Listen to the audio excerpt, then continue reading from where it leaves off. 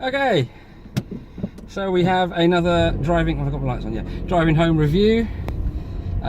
Just pulling out the petrol station, but this is for The Last Jedi. Let's pause that. Oh, they're letting me out. Thank you very much. Nice man. Been to see The Last Jedi for a second time, and oh, by the way, you're facing outwards because I thought you might like to see the pretty lights as I drive, given that everywhere is decorated and stuff. So God knows what you'll see. But liked The Last Jedi a lot more second time around. Now, I'm about to go into spoiler details. So if you haven't seen the film and don't want to know shit, now is the time to press stop. Okay, so those people have gone. And yeah, The Last Jedi, people have said The Force Awakens is like a remake of New Hope, which I don't disagree with, but I think if you do it that well, then I don't see that as a massive problem. And I think The Last Jedi sort of infuses DNA of The Empire Strikes Back and Return of the... Sorry, did I say the wrong film? I might have said the wrong film then. But yeah, Last Jedi is kind of Empire and Jedi. There's aspects of both, I think. So if you look at the battle at the end, that's very much like Hoth. The whole stuff with Snoke and Rey and Kylo Ren in Snoke's throne room, very reminiscent of Return of the Jedi, particularly how, you know, the Sith apprentice turns on the master, and that kind of thing, but in a different way this time around. Obviously Kylo doesn't turn good and destroy his master, he does it to gain ultimate power still, because he realizes that Snoke is wrong and Snoke wants to hurt Rey and he wants Rey to join him. And there's even the whole join me and we will rule the galaxy together. I think it's all there. But my criticisms of The Last Jedi stand, to be honest. I still think there's too much of the comedy, too much of the slapstick.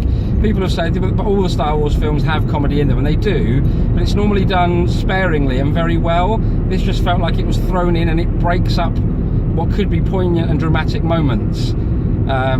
You know, you've got Luke and Leia finally being reunited, and I don't know, then they sort of go to a sort of another little slapstick moment and a wink to C-3PO that just feels a little bit, oh no.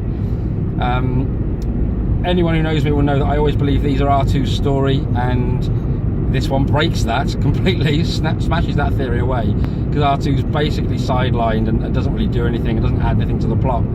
I'm not still totally convinced that the Force can do anything. It's not like they ever put parameters on the Force before, but the fact the whole Jedi, especially thinking about it, Leia in space and then suddenly flying back in because she uses the Force to guide herself back into the ship, just felt a little bit, I don't know, borderline Harry Potter.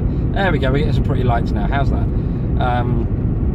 So I think for me, Star Wars has always been very much action adventure, and this one isn't so much, and I think that's where initially I was disappointed with it, because this one is purely a drama. It's all about the story. What I think is nice is, come the end of it, the rebellion is very broken. There's like 20 of them left. I mean, the entire rebellion now fits on the Millennium Falcon. That's not a big ship. You know, bear in mind at the start of it they had their big ship and the medical frigate, and poor old Admiral Akbar is just kissed goodbye with no fucking ceremony whatsoever.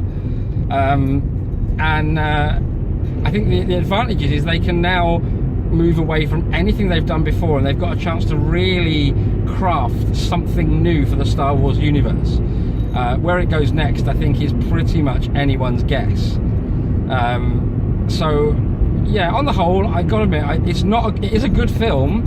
I think it breaks a lot of Star Wars tradition. I don't think that's a bad thing. You know, you can't just keep making the same sort of movie over and over again for this amount of time. That was something the prequels definitely suffered with, by trying to fit the Star Wars label. But yeah, I think it's going to be interesting to see how they also deal with the fact that, you know, The Force Awakens was the Han story, The Last Jedi is the Luke story. Heartbreaking seeing Luke pass on, even though he's just chosen, it would seem, or worn out to become one with the Force. But the highlight for me, the one thing they kept away from all the marketing, actual Muppet Yoda back, which of course is right, because Luke met with Muppet Yoda.